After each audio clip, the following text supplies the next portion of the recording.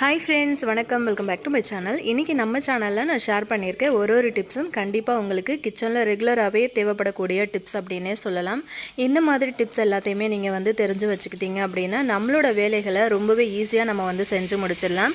நம்ம சேனலை புதுசாக நீங்கள் வாட்ச் பண்ணுறீங்க அப்படின்னா மறக்காமல் நம்ம சேனலை வந்து சப்ஸ்கிரைப் பண்ணி வச்சுக்கோங்க. கூட இருக்கிற பெல் ஐக்கானை ப்ரெஸ் பண்ணி ஆல் அப்படிங்கிற நோட்டிஃபிகேஷனையும் கொடுத்து வைங்க. அப்போ தான் நான் போடுற வீடியோஸ் எல்லாமே நீங்கள் வந்து மிஸ் பண்ணாமல் பார்க்க முடியும். இப்போ வாங்க நம்ம வீடியோக்குள்ளே போயிட்டு என்னென்ன டிப்ஸ் இருக்குது அப்படின்ட்டு பார்க்கலாம். ஃபர்ஸ்ட் டிப் என்ன அப்படின்னு பார்த்துடலாங்க. இந்த மாதிரி டிஃபனுக்காக அரிசி நான் ஊற வச்சுருக்கேன். இந்த அரிசி வந்து அரைக்கிறதுக்கு முன்னாடி அரிசி களையிறது அப்படின்னு சொல்லுவாங்கள்ல, அந்த மாதிரி அரிசி வந்து களையும் போது கல் சுத்தமாக இல்லாமல் எப்படி அதை க்ளீனாக நம்ம எடுக்கிறது அப்படிங்கிறத தான் பார்க்க போகிறோம். இன்றைக்கி நான் எடுத்துருக்கிற அரிசி வந்து பார்த்திங்க அப்படின்னா ரேஷன் அரிசி தான் நான் வந்து எடுத்திருக்கேன். ஸோ ரேஷன் அரிசியை பொறுத்த வரைக்கும் எப்படியாவது 1-2 குட்டி குட்டியாக வந்து கல் இருக்கும். ஸோ அதை எப்படி 1-2 கல் கூட இல்லாமல் நம்ம க்ளீன் பண்ணி எடுக்கிறது அப்படிங்கிறத தான் பார்க்க போகிறோம். இந்த மாதிரி மெட்டல் வளையல் வந்து எடுத்துக்கோங்க. இந்த மாதிரி அந்த குட்டி குட்டியாக ஜிகினா மாதிரி இருக்கும் பாருங்கள், அந்த மாதிரி ஜிகினா வச்ச வளையலோ அப்படி இல்லைன்னா கல் வச்ச வளையலோ யூஸ் பண்ணவே கூடாது. இந்த மாதிரி மெட்டல் வளையல் மட்டும் நீங்கள் எடுத்துக்கோங்க. எடுத்துட்டு இந்த மாதிரி அரிசிக்குள்ளே வந்து போட்டுருங்க. பாருங்கள், நான் இந்த மாதிரி போடுறேன். இந்த மாதிரி போட்டதுக்கு அப்புறமா நான் வந்து இந்த மாதிரி அரிசியை வந்து களைய ஆரம்பிச்சிட்டேன். ஸோ இந்த மாதிரி நீங்கள் பண்ணும்போது என்னாகும் அப்படின்னா ஒரு குட்டி கல் கூட உங்களுக்கு வந்து அரிசியில் வரவே வராது. ஸோ ஃபுல்லாகவே வந்து அடியில் தங்கிடும் அந்த கல் எல்லாமே. ஸோ வளையல் வந்து கண்டிப்பாக யூஸ் பண்ணி நீங்கள் ட்ரை பண்ணி பாருங்கள், உங்களுக்கே வந்து டிஃப்ரெண்ட் தெரியும். அதனால தான் நான் வந்து வீடியோ கட் பண்ணாமல் ஃபுல்லாகவே இந்த மாதிரி ஓட விட்டுருக்கேன். ஜிகினா வச்ச வளையல் அதுக்கப்புறம் கல் வச்ச வளையல்லாம் எதுவும் யூஸ் பண்ணாதீங்க. அதே மாதிரி கண்ணாடி வளையலும் வந்து யூஸ் பண்ணாதீங்க. பாருங்கள் கல் எப்படி வருது அப்படின்னு. ஸோ இதே மெத்தடு வந்து யூஸ் பண்ணி 2-3 தடவை நீங்கள் செஞ்சீங்க அப்படின்னா உங்களோட அரிசி வந்து ரொம்ப க்ளீன் ஆகிடும். ஸோ இந்த டிப்பை ட்ரை பண்ணி பாருங்கள். செகண்ட் டிப் என்ன அப்படின்னு பார்த்துடலாங்க. இந்த மாதிரி கிளாஸ் பாட்டில் வந்து நம்ம ஆயில் போடுறதுக்காக வாங்கி வச்சுருப்போம். புதுசாக வாங்கும்போது இருக்கிற பளபளப்பு வந்து கொஞ்ச நாள் போகும்போது நம்ம எப்படி தான் கழுவினாலும் அந்த பளபளப்பு வந்து திரும்பி வரவே வராது. ஸோ ரொம்பவே அந்த ஷைனிங் இல்லாமல் ஒரு மாதிரி மங்கலாக தெரியும் இந்த பாட்டில். அதாவது இந்த பாட்டில் மட்டும் கிடையாது, வீட்டில் யூஸ் பண்ணுற கண்ணாடி டம்ளர்லாம் இருக்குது இல்லையா, கண்ணாடி கிளாஸ், அந்த மாதிரி பொருட்கள் கூட அப்படி தான் இருக்கும். ஸோ அதை எப்படி புதுசு போல் நம்ம ஆக்குறது அப்படின்னு பார்த்தீங்கன்னா 1 ஸ்பூன் அளவுக்கு நான் வந்து உப்பு எடுத்திருக்கேன், சால்ட் உப்பு எடுத்திருக்கேன். அது கூடவே வந்து இந்த மாதிரி விம் லிக்விட் வந்து எடுத்திருக்கேன். இப்போ இது ரெண்டுத்தையும் மிக்ஸ் பண்ணிவிட்டு நம்ம வந்து இந்த பாட்டிலை வந்து க்ளீன் பண்ண போகிறோம். பாருங்கள், லைட்டாக வந்து நான் தண்ணி தொட்டுட்டு அதுக்கப்புறமா இந்த மாதிரி க்ரீன் கலரில் ஸ்க்ரப்பர் வந்து வச்சுருக்கேன். ஸ்டீல் ஸ்க்ரப்பர் எதுவும் போட்டு தேய்ச்சிடாதீங்க, நம்மளோட பாட்டில் வந்து டேமேஜ் ஆகிடும், ஸ்க்ராச்சஸ் வந்து நிறைய வந்துடும். ஸோ இந்த மாதிரி வந்து பச்சை கலரில் ஸ்க்ரப்பர் வந்து போட்டு நீங்கள் வந்து தேய்ச்சிங்க அப்படின்னா உங்களோட பாட்டில் வந்து புதுசாக நீங்கள் வாங்கும்போது எந்த அளவுக்கு இருந்ததோ அந்த மாதிரி பளபளன்னு ஆகிடும். பாருங்கள், நல்லா இந்த மாதிரி தேய்ச்சி கொடுத்துருங்க. இந்த மாதிரி தேய்க்கும் போது கொஞ்சம் அந்த கண்ணாடி பொருட்கள்லாம் நம்ம வந்து வாஷ் பண்ணும்போது கொஞ்சம் கேர்ஃபுல்லாக இருக்கணும். ஏன்னா கை தவறிடுச்சு அப்படின்னா உடஞ்சி போயிடும் கீழே விழுந்து.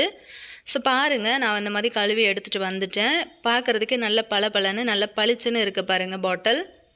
ஸோ எப்போவுமே வந்து வீட்டில் கண்ணாடி பொருட்கள் வந்து நீங்கள் க்ளீன் பண்ணுறீங்க அப்படின்னா நீங்கள் க்ளீன் பண்ணுறதுக்கு எடுக்கிற லிக்விடு கூட கொஞ்சமாக வந்து சால்ட்டு சேர்த்துக்கோங்க. சால்ட்டு சேர்க்கும் போது நல்ல உங்களுக்கு ஒரு ஷைனிங் கொடுக்கும். அதே மாதிரி அந்த பாட்டிலில் பிடிச்சிருக்கிற எண்ணெய் பிசுக்கு எல்லாமே ஃபுல்லாக போயிடும். புதுசு போல் ஆயிடுச்சு பாருங்கள். ஸோ கண்டிப்பாக ட்ரை பண்ணி பாருங்கள். இப்போ நம்ம அடுத்த டிப் என்ன அப்படின்னு பார்க்கலாம். இந்த மாதிரி மீன் ஃப்ரை பண்ண கடாய் இருந்துச்சு அப்படின்னா அதோட ஆயில் வந்து நிறைய பேர் என்ன பண்ணுவாங்க அப்படின்னா, இப்போ நம்ம ஏதாச்சும் ஒரு ஃப்ரை பண்ணுறோம் அப்படின்னும் போது மீதி ஆகிற ஆயிலை வந்து சிங்கில் நடுவில் வந்து ஊற்றிடுவாங்க. அந்த மாதிரி ஊற்றும் போது என்னாகும் அப்படின்னா அந்த பைப் வழியாக அந்த ஆயில் வந்து ஒட்டிகிட்டு இருக்கும். ஸோ நம்ம ஏதாச்சும் தண்ணி ஊற்றினா கூட அதில் வந்து போகிற டஸ்ட்டு எல்லாமே அந்த ஆயிலில் ஒட்டிக்கிட்டு ஒரு மாதிரி பேட் ஸ்மெல் வந்து வர ஆரம்பிக்கும். அதெல்லாம் இல்லாமல் ஈஸியாக அந்த எண்ணெய் கடாயை எப்படி ஈஸியாக க்ளீன் பண்ணுறதுன்னு பார்க்கலாம். இந்த மாதிரி வீட்டில் இருக்கிற அரிசி மாவு, கோதுமை மாவு எது வேணுனாலும் நீங்கள் யூஸ் பண்ணிக்கலாம். ஸோ மாவு சேர்க்கறதுனால மாவு எப்படி வீணாக்குறீங்களே அப்படின்னு நீங்கள் ஃபீல் பண்ணிங்க அப்படின்னா கோல மாவு கூட நீங்கள் வந்து சேர்த்துக்கலாம். லைட்டாக இந்த மாதிரி சுற்றி விட்டீங்க அப்படின்னாலே அந்த மாவு எல்லாமே அந்த ஃபுல்லாக அந்த ஆயில் எல்லாத்தையுமே வந்து நல்லா அப்சர்வ் பண்ணிடும். ஸோ அதுக்கப்புறமா நீங்கள் அந்த மாதிரி ஒரு டிஷ்யூ பேப்பர் இல்லைன்னா நியூஸ் பேப்பர் வச்சு நீங்கள் அதை வந்து க்ளீன் பண்ணி எடுத்துடலாம். கொஞ்சம் கூட உங்களுக்கு வந்து அந்த கடாயில் ஆயில் ஒட்டிக்கிட்டு இருக்கவே இருக்காது, ஃபுல்லாகவே வந்து ரிமூவ் ஆகிடும். அதுக்கப்புறம் நம்ம இந்த மாவை வந்து டஸ்ட்பினில் போட்டுடலாம். ஸோ அதுக்கப்புறம் நீங்கள் வந்து இந்த கடாயை க்ளீன் பண்ணும்போது என்னாகும் அப்படின்னா உங்களுக்கு சுத்தமாக அந்த ஆயிலோட பிசுக்கு எதுவுமே இருக்கவே இருக்காது, அந்த ஸ்மெல்லும் வந்து வரவே வராது. ஸோ நம்ம மாவு போட்டு க்ளீன் பண்ணதுனால நல்ல பளபளன்னு இருக்கும். ஸோ ட்ரை பண்ணி பாருங்கள். இப்போ நம்ம அடுத்த டிப் என்ன அப்படின்னு பார்க்கலாம். தேங்காயெல்லாம் யூஸ் பண்ணினதுக்கு பிறகு இந்த மாதிரி தேங்காவோட வந்து தூக்கி போடவே போடாதீங்க. இது வந்து கிச்சனில் நமக்கு நிறைய டிப்ஸுக்கு வந்து யூஸ்ஃபுல்லாக இருக்கும்.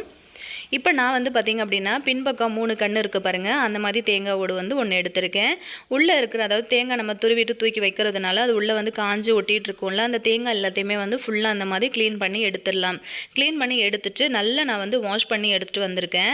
இப்போ அந்த நடுவில் வந்து இந்த கத்தி வச்சு ஒரே ஒரு ஹோல் வந்து போட்டுக்க போகிறேன். இந்த மாதிரி ஒரே ஒரு ஹோல்ஸ் மட்டும் நம்ம வந்து போட்டு எடுத்துக்கலாம். இது வந்து எதுக்கு அப்படின்னு பார்த்தீங்கன்னா, நான் இப்போ வந்து பாட்டிலில் ஆயில் போட போகிறேன். நம்ம நார்மலாக வந்து ஆயில் ஊற்றும் போது என்னாகும் அப்படின்னா, கண்டிப்பாக எப்படியாச்சும் கொஞ்சம் ஆயில் ஆச்சும் வந்து கீழே வந்து சிந்த ஆரம்பிக்கும். ஏன்னா அந்த ஆயில் கேன் வந்து இருக்கு இல்லையா, அதோட ஹோல்ஸ் அதாவது அதோட வாய் பகுதி வந்து பார்த்திங்கன்னா ரொம்ப குட்டியாக இருக்கிறதுனால நம்ம வந்து ஆயில் போடும்போது கண்டிப்பாக அங்கே இங்கேன்னு வந்து கீழே கொட்ட ஆரம்பிச்சிடும். இந்த மாதிரி ஆயில் கீழே கொட்டும்போது நிறைய ஆயில் வந்து வேஸ்ட்டாகவும் நமக்கு போகும். ஸோ யாரோட ஹெல்ப்பும் இல்லாமல் இந்த மாதிரி வந்து தேங்காவோடு நம்ம ரெடி பண்ணி வச்சுக்கிட்டோம் அப்படின்னா நம்மளே வந்து ஆயில் போட்டுடலாம். ஸோ பாருங்கள், அவ்வளோதான், நான் வந்து ஆயில் ஊற்றிட்டேன். அந்த தேங்காவோட வந்து பத்திரமா எடுத்து வச்சுக்கிட்டீங்க அப்படின்னா கண்டிப்பாக நெக்ஸ்ட் டைம் நீங்கள் வந்து ஆயில் போடும்போது அதை யூஸ் பண்ணிக்கலாம். பாருங்கள், இப்போ வந்து இந்த மாதிரி பாட்டிலுக்கு வந்து ஆயில் போட்டதுக்கு அப்புறமா இந்த மாதிரி சாக்ஸ் போட்டு விட்டுருங்க.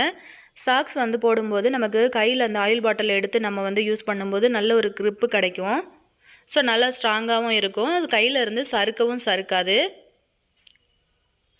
அதே மாதிரி நம்ம ஆயில் போடும்போது லைட்டாக வந்து லீக்கேஜ் ஆகிற மாதிரி இருந்தால் கூட அந்த சாக்ஸ் வந்து ஃபுல்லாகவே வந்து அந்த ஆயிலை அப்சர்வ் பண்ணிடும். ஸோ நமக்கு பார்க்குறதுக்கு பாட்டிலும் அழுக்காகாது. ஸோ கண்டிப்பாக இந்த டிப்பு உங்களுக்கு ரொம்பவே யூஸ்ஃபுல்லாக இருக்கும் அப்படின்னு நினைக்கிறேன். ஸோ கண்டிப்பாக இந்த டிப்பையும் ட்ரை பண்ணி பாருங்கள். இப்போ நம்ம அடுத்த டிப் என்னன்னு பார்க்கலாம்.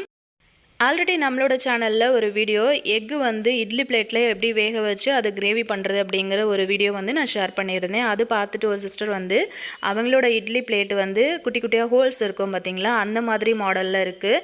அப்படி இருக்கும்போது எப்படி இட்லி பிளேட்டில் வந்து நான் எக் ஊற்றி வேக வைக்கிறது டிப்ஸு சொல்லுங்கள் அப்படின்னு சொல்லி கேட்டிருந்தாங்க. ஸோ அவங்களுக்காக இந்த டிப்ஸு. இந்த மாதிரி குட்டி குட்டியான பவுல் வந்து நம்ம எல்லார் வீட்லேயுமே வந்து வச்சுருப்போம் இல்லையா, அதில் வந்து கொஞ்சமாக தேவையான அளவுக்கு நான் வந்து ஆயிலில் வந்து அப்ளை பண்ணி விட்டுட்டேன். நீங்கள் வந்து எத்தனை முட்டை வந்து வேக வைக்க போகிறீங்களோ அந்த அளவுக்கு வந்து குட்டி குட்டியாக வந்து பவுல் எடுத்துக்கோங்க. இப்போ இந்த ஆயில் ஏன் அப்ளை பண்ணோம் அப்படின்னா, அந்த முட்டை வந்து ஒட்டாமல் வரணும் அப்படிங்கிறதுக்காக. இப்போ நான் வந்து 3 முட்டை எடுத்திருக்கேன். இப்போ இந்த 3 முட்டையும் வந்து இந்த 3 பவுலில் உடச்சி சேர்த்துக்கலாம்.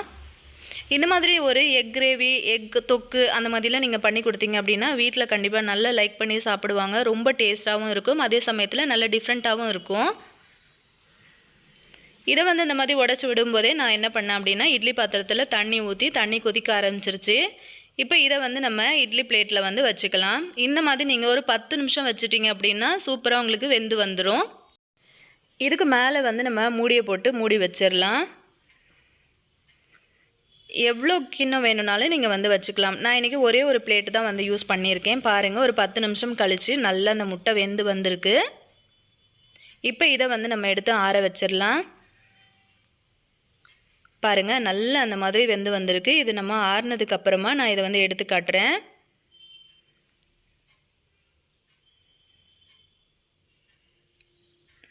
இந்த மாதிரி ஒரு ஸ்பூன் எடுத்துக்கோங்க. எடுத்துகிட்டு இந்த மாதிரி சுற்றுனீங்க அப்படின்னா அதோட அந்த எக்கு வந்து அழகாக ரிமூவ் ஆகி வெளியே வந்துடும். பவுலில் வந்து பார்த்திங்கன்னா சுத்தமாக ஒட்டவே ஒட்டாது, ரொம்ப அழகாக உங்களுக்கு வந்து ரிமூவ் ஆகி வந்துடும். இதை வந்து நீங்கள் அப்படியே கூட கிரேவியில் வந்து யூஸ் பண்ணிக்கலாம், அதாவது முழுசாகவே போட்டுக்கலாம். அப்படி இல்லைன்னா நீங்கள் பன்னீர் மாதிரி குட்டி குட்டியாக வந்து க்யூப் சைஸில் வந்து கட் பண்ணிவிட்டு அதுக்கப்புறம் கூட நீங்கள் வந்து யூஸ் பண்ணிக்கலாம். அவ்வளோதான். இதை வந்து இந்த மாதிரி கட் பண்ணினதுக்கப்புறம் சால்ட்டு, அதுக்கப்புறம் பெப்பர் அந்த மாதிரிலாம் தூவிட்டு நீங்கள் குட்டீஸ்க்கு வந்து சாப்பிட்றது கொடுக்கலாம். அப்படி இல்லை அப்படின்னா நீங்கள் ஏதாச்சும் ஒரு கிரேவி பண்ணுறீங்க அப்படின்னும் போது இதை வந்து யூஸ் பண்ணிக்கலாம். இது வந்து வெறும் ரைஸ் கூட அதுக்கப்புறம் சப்பாத்தி கூடலாம் ரொம்ப சூப்பரான ஒரு காம்பினேஷனாக இருக்கும். பாருங்கள், பார்க்கும்போதே ரொம்ப சூப்பராக இருக்குது. குட்டீஸ் வந்து ரொம்ப லைக் பண்ணி சாப்பிடுவாங்க. இப்போ இதை வச்சு ஒரு கிரேவி எப்படி பண்ணுறதுன்னு பார்க்கலாம். இந்த மாதிரி ஒரு மண் சட்டி எடுத்திருக்கேன். தேவையான அளவுக்கு ஆயில் வந்து சேர்த்துருக்கேன். ஆயில் கொதிச்சதுக்கப்புறமா கடுகு, சீரகம் வந்து சேர்த்துருக்கேன். அதுக்கப்புறம் ஒரு பெரிய வெங்காயத்தை பொடிசாக நறுக்கி இந்த மாதிரி சேர்த்துருக்கேன். இப்போ கொஞ்சம் நேரம் வதங்கட்டும். வதங்கினதுக்கப்புறம் உப்பு, மஞ்சத்தூள், அதுக்கப்புறம் இஞ்சி பூண்டு பேஸ்ட்டு 3த்தையும் சேர்த்து நல்லா வதக்கி விடுங்க. கூடவே வந்து ஒரு சின்ன தக்காளியை வந்து குட்டி குட்டியாக நறுக்கி வச்சுருக்கேன், அதையும் சேர்த்துக்கலாம். கூடவே வந்து தனி மிளகாத்தூள், தனியாத்தூள், கரம் மசாலா தூள் 3த்தையும் சேர்த்துட்டு நல்லா வந்து கலந்து விடுங்க. அதோட பச்சை வாசனை எல்லாம் போகட்டும். கருவேப்பிலை இருந்துச்சுன்னா சேர்த்துக்கோங்க, எங்கிட்ட இல்லை, ஸோ நான் வந்து சேர்த்துக்கல. இப்போ வந்து அந்த கிரேவி ரெடி ஆகிடுச்சு. இப்போ நம்ம கட் பண்ணி வச்சுருக்கிற முட்டை எல்லாத்தையுமே வந்து சேர்த்துக்கலாம். சேர்த்துட்டு நல்லா அந்த மாதிரி கலந்து கொடுத்துருங்க. நல்ல சூடான சாதம் இல்லை அப்படின்னா சப்பாத்தி, நான், தோசை, பரோட்டா எல்லாத்துக்கூடவும் சூப்பரான ஒரு காம்பினேஷனாக இருக்கும். செம்ம டேஸ்ட்டாக இருக்கும், டிஃப்ரெண்ட்டாகவும் இருக்கும் உங்களுக்கு. ஃபைனலாக கொஞ்சமாக ஃப்ரெஷ்ஷான கொத்தமல்லி இலையை வந்து நம்ம கட் பண்ணி சேர்த்துட்டு கலரி விட்டுட்டு நம்ம வந்து சர்வ் பண்ணலாம். ஆல்ரெடி நம்ம சேனலில் நிறைய டிப்ஸ் வீடியோஸ் வந்து போஸ்ட் பண்ணியிருக்கேன். நம்ம சேனல் பிளேலிஸ்ட்லேயும் இருக்குது. டிஸ்கிரிப்ஷன் பாக்ஸில் லிங்க் கொடுக்குறேன். கண்டிப்பாக உங்களுக்கு வேணும் அப்படின்னா டைம் இருந்ததுன்னா செக் பண்ணி பார்த்துக்கோங்க. இந்த வீடியோ உங்களுக்கு பிடிச்சிருந்ததுன்னா உங்கள் ஃப்ரெண்ட்ஸ் அண்ட் ஃபேமிலி மெம்பர்ஸ்க்கு ஒரு ஷேர் ஆச்சும் கொடுங்க. இதே மாதிரி இன்ட்ரெஸ்டிங்கான இன்னொரு வீடியோவில் நான் உங்களை திரும்ப மீட் பண்ணுறேன் ஃப்ரெண்ட்ஸ். தேங்க்யூ.